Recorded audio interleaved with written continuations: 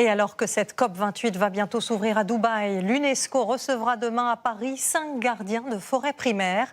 Ils sont devenus les visages, les ambassadeurs de cette urgence à préserver ces milieux naturels et millénaires. Ils sont les premiers à voir les conséquences du changement climatique. 2 d'entre eux nous font l'honneur ce soir d'être avec nous. Twyla, Mudije, merci beaucoup d'avoir accepté notre invitation. Avant de vous entendre, on va découvrir vos forêts et vos combats. Images commentées par Sylvie Pénatel. C'est un appel lancé depuis nos forêts les plus ancestrales. Mudije, en Papouasie-Nouvelle-Guinée. Benki, au Brésil. Twyla, au Canada. Tumursouk, en Mongolie. Et Mambongo, au Gabon. Ils sont les 5 gardiens de 5 forêts primaires. Quand vous me voyez pleurer comme ça, je pleure mes bois, je pleure ma nature, je pleure ma forêt. Parce qu'on est en train de perdre. Des ambassadeurs qui se lèvent contre la déforestation parfois au péril de leur vie, car on tue pour exploiter ces forêts, produire du bois, piller les sous-sols qui regorgent de minerais d'or comme en Mongolie, planter du soja et faire de l'élevage au Brésil. Il faut que le monde sache ce qui se passe ici. Les gens qui coupent la forêt n'aiment pas se faire filmer. Des journalistes se sont fait tuer à cause de ça.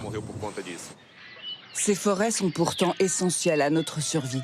Ce sont elles qui absorbent une partie de nos émissions de carbone, qui régulent l'eau des pluies dont nous avons tant besoin. Sans elles, la terre s'assèche. 18 millions d'hectares de forêts brûlées au Canada l'été dernier. Le pays de Twyla. Tout ce qui est autour de vous vous montre quelque chose. Il y a des signes autour de vous. Il faut juste apprendre à les lire. Sa communauté ne peut plus boire l'eau de la rivière, polluée par les industries. Et la source que Mudije a connue dans son enfance a disparu. Ça fait 20 ans qu'il alerte le monde. Lorsque je passe derrière la montagne, je voyage jusqu'au pays des hommes blancs. Il a commencé chez lui en Papouasie-Nouvelle-Guinée. Le nouveau gouvernement a pris des engagements et aujourd'hui, sa forêt va mieux. Aujourd'hui, de nombreuses personnes très importantes ont pris conscience de ce problème. Notre Premier ministre est même allé au siège des Nations Unies, à New York. C'est pour ce patrimoine que nous avons en commun que Mudije et les autres gardiens se battent. Et c'est pour cela qu'ils sont venus ensemble, en France, pour nous parler d'une même voix. Mudije, on va tout de suite regarder où se trouve votre forêt. Elle se trouve en Papouasie-Nouvelle-Guinée, au nord de l'Australie. Vous faites partie de la tribu des Houlis et ça fait des années que vous vous battez contre cette déforestation. En quoi elle a totalement bouleversé votre quotidien et votre environnement ?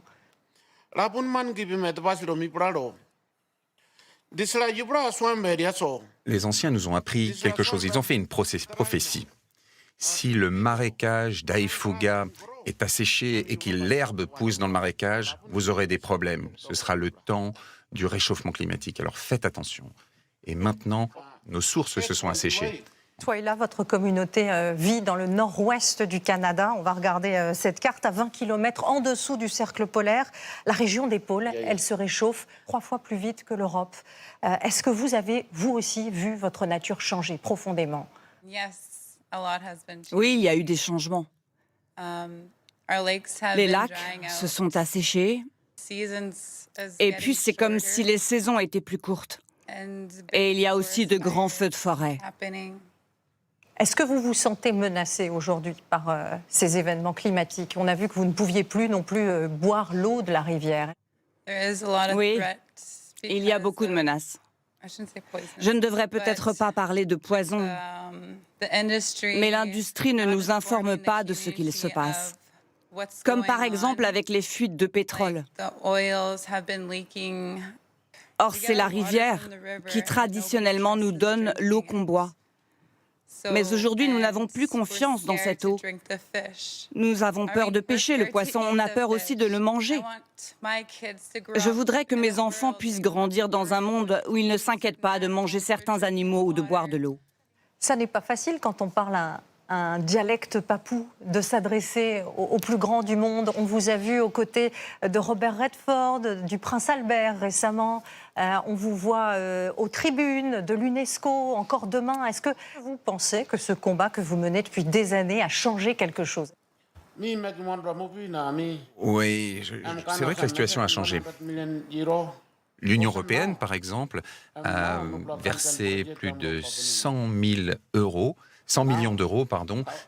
pour protéger nos forêts primaires. Et ça aide les communautés locales, les gens très pauvres, comme moi, pour protéger nos forêts. Avec des projets d'agroforesterie, avec des plantations de vanille ou de café, qui permettent aux populations les plus pauvres de gagner un peu d'argent, et ce qui évite qu'elles vendent leurs forêts primaires. Dans les moyens que vous avez choisis pour nous interpeller sur ces questions-là, il y a votre tenue. Vous avez tenu à la mettre pour cette interview. Cette parure, elle dit beaucoup de votre forêt et de votre culture. Expliquez-nous. Oui, la parure, tout ce que je porte sur moi vient de la forêt. Pour moi, ça fait vraiment partie de notre identité. Chez moi, il y a plus de 800 tribus différentes et chaque tribu porte des parures différentes. Eh bien moi, je me fais beau pour faire passer mon message. Twyla aussi qui est à côté de moi. Tout le monde se fait beau pour qu'on nous écoute mieux. Twyla, qu'est-ce que vous attendez de la COP28 aujourd'hui? Quelle décision forte vous attendez? Le message, c'est que j'espère vraiment qu'ils vont comprendre ce qu'il se passe à travers le monde. Il y a beaucoup de signes de notre mère, la Terre, qui nous dit qu'elle souffre. Donc en fait, j'espère que toutes ces personnes qui vont se rassembler lutteront contre toutes ces sociétés qui polluent notre monde. Mudije, vous dites que vous êtes sorti de votre forêt pour venir parler à l'homme blanc. Est-ce que vous nous en voulez, à nous, société moderne, d'avoir créé, provoqué ce réchauffement climatique? Pourquoi est-ce que vous voudriez que j'en veuille aux hommes blancs, honnêtement? Vous savez, tout ce que les hommes blancs ont fabriqué, nous l'utilisons. Vous regarderez sur vos cartes où se trouve la Papouasie-Nouvelle-Guinée. Ça vient de l'autre bout du monde. Je suis venu en avion. C'est vous qui avez inventé les avions. Mais moi, je les utilise. Plutôt que de s'opposer, il faut qu'on travaille ensemble.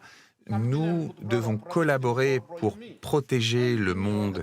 Nous devons collaborer. Nous sommes des hommes et des femmes. Il n'y a pas les hommes blancs et les papous. Nous devons travailler main dans la main pour lutter contre le réchauffement climatique. Pourquoi est-ce que vous voulez que j'en veuille à quelqu'un? Nous sommes tous des êtres humains. Merci beaucoup à tous les deux, en tout cas d'être venus. Je rappelle que demain, vous serez 5 gardiens des forêts primaires à être reçus par l'UNESCO. Merci infiniment. Et je signale également ce formidable livre sur vos forêts, signé Claire Eguermont et Marc Dauzier. Merci infiniment à tous les deux. Thank you, Toulou. Thank you. Thank you, Toulou. Thank you, Toulou.